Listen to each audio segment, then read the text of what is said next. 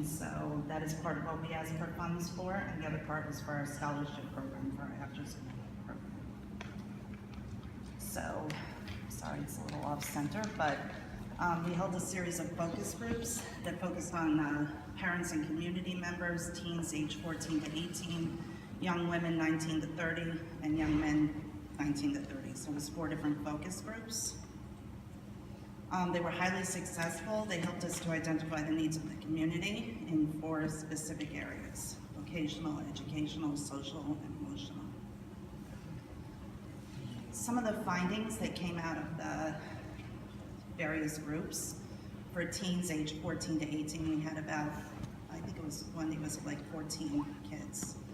That there was an overwhelming feeling of being kind of disenfranchised from the community, that there weren't services for them. But aside from that, they were looking for the adults in the community to kind of provide them with opportunities to get involved. They talked about educational advancement, employment, and social activities as a need of theirs, and we, in response, created several initiatives. One is an apprenticeship program for teens. So we have an after-school program where we have a junior chefs program, and we employed them to help us with that. And we're hoping to expand this in 2019 to other island organizations. The other events that we came up with for teens that came out of the focus group was we were sponsoring the songwriting and music production workshop at the Reimagine event this Sunday. Also an Open Doors event. I'm sure you're familiar with Open Doors at this point, and also a culinary program for teens. And we've talked with Cornell about involving the teens in the Whitney program, which matches college-age mentors with high school students interested in tech industries. The young women over age 19, one big finding was that they were very interested in non-traditional employment for women, and that's a service that a vocational program that we're going to offer. All expressed feelings that they were a forgotten group on the island, which is something that motivated Wendy to create the program years ago. Young men we were very surprised that they were as vocal as they were about what their needs were. They expressed a lack of direction, and he talked about just really suffering with depression and having emotional consequences based on the way they grew up, and that we didn't expect that at all. They were very open, which obviously acts as a barrier to be able to maintain employment. They really were interested in a mentoring relationship with an older person who could help them through the stages of our program and then beyond that. And when we did a survey of what they thought the pressing issues were for their age group, mental health and drug abuse were the 2 things that came up. So the next steps for us is that we're going to implement our work readiness and support groups. We're hoping to have 6 to 8. We're going to do a group for young men and for young women, and hopefully we're going to have 6 to 8 people participate in that. And we think we'll get that based on the focus groups that we did. In conjunction with that, we're also going to create a mentoring program, and we're still fleshing that out, but that's going to be critical in keeping people involved, or the participants involved and motivated to move through the different levels of the program.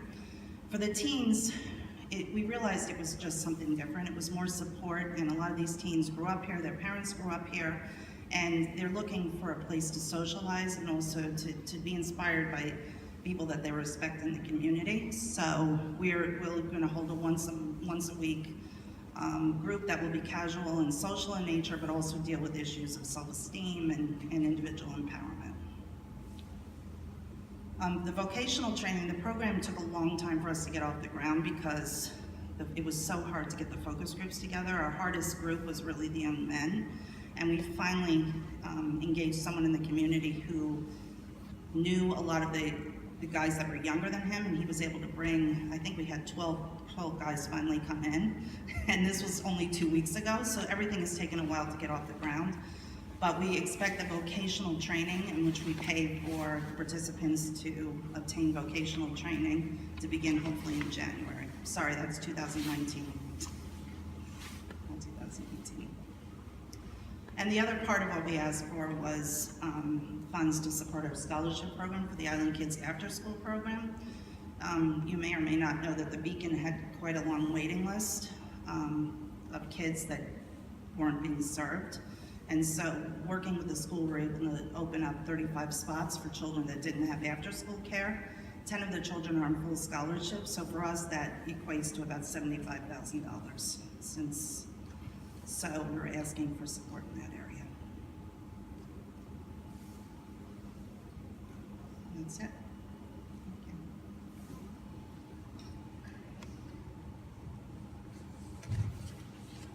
Questions? Oh, one other thing, just in full disclosure, we did not spend all the funds that we were given last year. We still have about $5,000, $6,000 left. And so we're actually submitting a request to REAP to fold that money, to move that money over into this public purpose cycle. So that's definitely something that we want to make sure we're honest about. So when you're making a decision.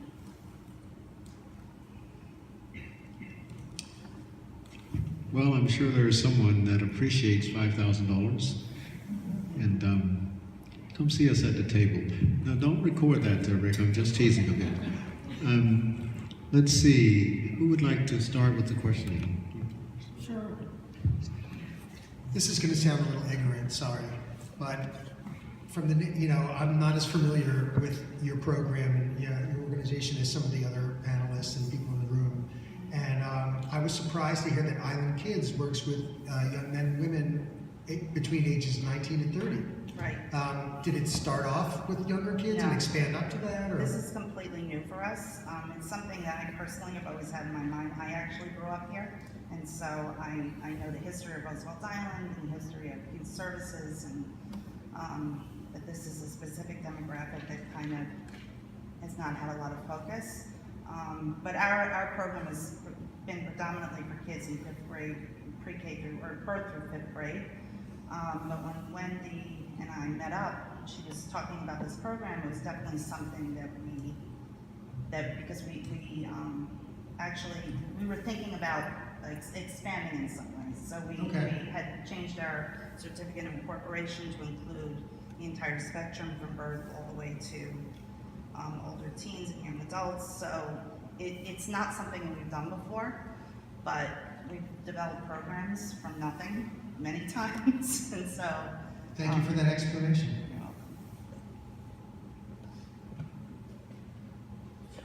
Hey, Nikki. Glad to see your program still doing well. Thank you. Let's see, I have a quick question, and I'm not going to put you on the spot to make you answer it right now, but if you could give us a breakdown, of, you mentioned a bunch of things here, just well, some of them obviously have the demographics, okay, Right. But just number of participants and the, period. In the focus group? What? Or in the focus group, or what are you talking Yeah, about? in the focus group, I guess, let me tell you what I'm looking to get, so maybe you'll understand the question I'm trying to answer, is I'm trying to understand what part of the community, just roughly what size, okay, and the awareness of this, so how that sort of came in, and then how representative of the focus group was of the broader community, to then select out then the right people to then get to then delivering, the service. Right. And so I'll be more precise about it in the question. I'm just telling you the nature of this is I want to see how we get from the beginning to the refinement that I understand is still in progress, and I understand that. Right. Okay, so I'm not going to press it for the answer. Well, Okay. I'm just saying that's the background information. I understand. And that's basically. I can give you an answer. It's not, Save it for. Okay. Because this way we can put polish on and then we are, we'll forget the chair. We'll consolidate the question. Thank you. all right, Well, Good luck. Thank you. thank you. so during this period of time, basically what you've done is you've created, there were 4 different focus groups Right. for these different age groups. Yeah. And from that, you now have a plan of how to move forward. Right. You said how much money is still left? It's approximately $6,000. Okay. And about how many attended? 30 is quite, for young adults, 30 is We is had- quite high. I mean age-wise, 19 to 30, or young adults? We had about 40 participants, if you include all groups, including the parent and community member group. It may be 50, if you depend on if you include So that. the average, the 19, you said were 12 guys for the male 19-year-olds. Right. The women? The women was a very small group, it was only 5. They're definitely in the population. Yeah. And then the teens, there were a bunch of teens, it was I think 14. 14 to 18. Yeah, but 14 of them altogether. And then the community members, we probably had 10 or 12, Okay, which and- I was disappointed about because I felt like there should have been better attendance at that for sure, but yeah. So it seems like a lot of emphasis then has fallen on the need for mental health support groups and additional supportive services is what we all sort of figured looking at a program like that, and that's been confirmed. Does that alter how you want to use your funding or the amount of time that you might be putting towards that? Initially, it seemed a lot more vocational orientated, which definitely needs support systems, but now we're hearing some drug, hospital. Well, drug we're abuse. still sticking to our plan. It was a 3 phases, and we're on track with that. I think we always envisioned that we would be, there would be a referral extension to this. And Wendy is a licensed mental health counselor. She's got a large network of people that we can refer out to. I don't know, Wendy, if you want to elaborate on. Well, I think we didn't expect so much in mental health. Like Nikki said, we were very, very surprised at the honesty of the young adults. So whereas we spent a lot of work on the focus groups and we're going to be doing the work with the work readiness groups, we also do have everything in place for the training program. So we have all that in place, but because there was so much with work readiness and mental health and substance abuse, we thought we needed to address that first. Okay. And then thank you. the goal of the program really is to address the barriers to maintaining employment, and so we never thought it was just going to be a few things that we can address in like a series of support groups. Right. So we knew that this would come up, but not to the extent that it did. And so in the mentoring program, that is part of your plan also, right? Mentoring. Are the people who come through your program down the line, is it expected that they will come back and serve, and It's assist? a great goal. Yeah. It's a great goal. I mean, some of the people that we have involved now are kids who grew up in the community who maybe 5 years ago, 8 years ago, you wouldn't have ever thought they would be in a position to mentor other teens, or young adults, but they're doing it because they've changed the trajectory of their lives. So hopefully that would be an inspiration to the kids who are involved. Thank you. Yeah.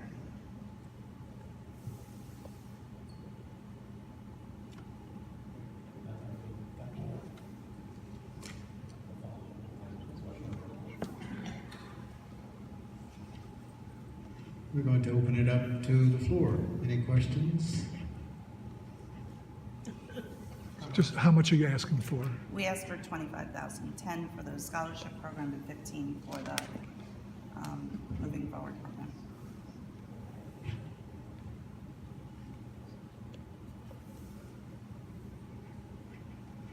Any other questions? Committee? Thank you so much.